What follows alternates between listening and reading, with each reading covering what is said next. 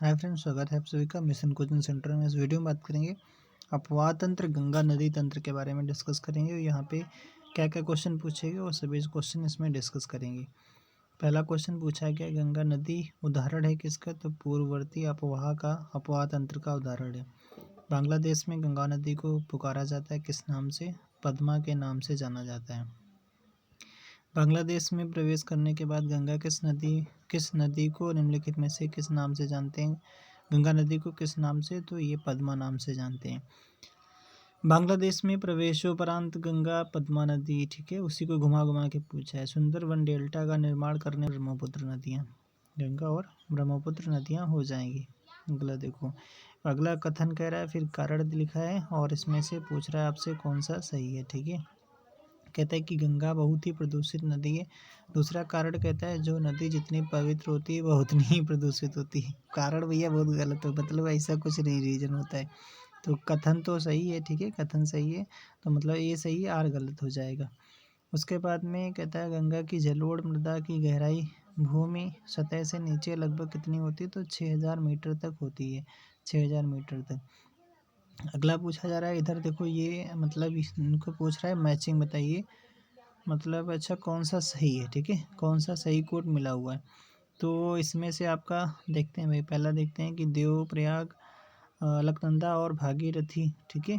तो भागीरथी क्या थे? एक देवता थे, तो देवता मतलब देवप्रयाग, ऐसे याद कर लो, ठीक है।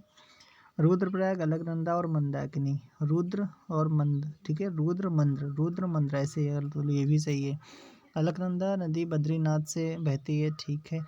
और केदारनाथ आदि शंकराचार्य द्वारा स्थापित सबसे बड़ी पीठ के रूप में जाना जाता है। तो केवल 1 2 3 सही है, ठीक है, चौथा वाला इसमें गलत है। अगला देखो कहता है कि अच्छा बद्रीनाथ स्थापित है ना कि केदारनाथ, तो बद्रीनाथ है, उसमें दिया था केदारनाथ, इसलिए गलत है वो। इधर देखो मैच कराना है, मैच कराने के लिए इसमें हम जस्ट अभी बताए थे कैसे याद करेंगे। तो देखो अलकनंदा और मंदाकिनी मिलते हैं, तो उसका अलकनंदा पिंडार अलग और भागीरथी अलकनंदा से हो रहा है, तो इसलिए नंदप्रयाग और विष्णुप्रयाग। इसको भी दूसरे में देख लेते हैं क्वेश्चन को, ठीक है। इसमें केवल क्यों इन्होंने मिस्टेक किया है, मतलब सही से मैचिंग भी नहीं। अब मंदाकिनी नदी जिस जल प्रवाह द्वारा अथवा मुख्य नदी से संबंधित है, किससे? अलकनंदा, अलकनंदा से संबंधित है। अगला, पूर्वी धौली गंगा सहायक नदी है किसकी? काली नदी की। धौली काली ऐसा लिख लो, ठीक है। फिर कहता है कि कहाँ पर भागीरथी और अलकनंदा नदियाँ मिलती हैं? तो देवप्रयाग में। भागीरथी क्या थे भैया? देवता थे, तो मतलब देवप्रयाग, ठीक है। अलकनंदा भागीरथी कहाँ पर? देवप्रयाग में। अलकनंदा भागीरथी कहाँ पर? देवप्रयाग में, ठीक है। केदारनाथ से रुद्रप्रयाग के मध्य बहती है कौन सी नदी? तो मंदाकिनी बहती है, ठीक है, मंदाकिनी बहती है। उसके बाद में यहाँ पर उसके बाद में है उस नदी का नाम बताए जो केदारनाथ से रुद्रप्रयाग के मध्य बहती है, तो कौन सी? मंदाकिनी नदी हो जाएगी। अगला देखो, कहता है कि उसके बाद में कहता है कि किस नदी के तट पर बद्रीनाथ का प्रसिद्ध मंदिर स्थित है? तो अलकनंदा पर। अलकनंदा बद्रीनाथ। भारत की सबसे बड़ी वाह नदी कौन सी है? मतलब वाह नदी गंगा, ठीक है, प्रवाह करने वाली नदी। उसके बाद भारत की सबसे लंबी नदी कौन सी है? तो भारत की सबसे लंबी नदी गंगा नदी, 25 किलोमीटर लंबाई है। भागीरथी नदी निकलती है कहाँ से? तो गोमुख से निकलती है। कहाँ से? गोमुख, हिमालय से निकलती है। उसके बाद में अगला कहता है गंगा नदी की एकमात्र सहायक नदी जिसका उद्गम मैदान से हुआ है, तो कौन सी है? गोमती नदी, गोमती नदी हो जाएगी। उसके बाद कथन कहता है, फिर कारण कहता है। कथन में क्या कहता है? दिल्ली और आगरा के मध्य वर्षा के अधिकांश समय में यमुना नदी मृत हो जाती है। उसके बाद में कहता है कि यमुना असतत वाहिनी नदी है। तो देखो यहाँ पर आपका ए वाला सही है, आर गलत है, ठीक है। कथन तो सही है, कारण इसका गलत है। चलो अगला देखते हैं। अगला कहता है आपसे, कहाँ चला? अच्छा इधर ही था। उसके बाद में कहता है कौन एक यमुना की सहायक नदी नहीं है? तो रामगंगा नहीं है, बाकी चंबल बेतवा केन ये सब यमुना की सहायक नदी है। यमुना नदी का उद्गम कहाँ से होता है? तो यमुना का बंदरपूछ से होता है। उसके बाद में यमुना नदी निम्नलिखित में से नदियों पर विचार कीजिए, पश्चिम से पूर्व की ओर क्रम में इनको लगाइए, क्रम में लगाना है भाई। तो क्रम में लगाने के लिए पश्चिम चंबल सिंध बेतवा केन, ऐसे लगा दो इनका, बस सिंपल हो जाता है चंबल सिंध बेतवा केन। उसके बाद में अगला क्या है, कौन सी नदी यमुना नदी से नहीं मिलती है? तो सोन नहीं, सोन भैया नहीं मिलेगी, बाकी चंबल सिंध बेतवा केन सब मिलेंगे। चंबल में नहीं मिलती है कौन सी भैया, नहीं, बेतवा नहीं मिलती है। क्षिप्रा मिलती है, काली सिंध मिलती है, पार्वती मिलती है। बेतवा नदी कहाँ से निकलती है? विंध्य पहाड़ियों से निकलती है। बेतवा नदी निकलती है कहाँ से? तो यमुना से निकलती है। कहाँ से? यमुना से निकलती है। इनमें से गंगा की सहायक नदी उत्तरवाहिनी है कौन सी? सोन नदी, सोन। कौन सी नदी गंगा नदी में बाएं से नहीं मिलती है? तो ये सोन नदी नहीं मिलती है, बाकी सभी मिलती हैं बाएं से ही, गोमती, कोसी, घाघरा।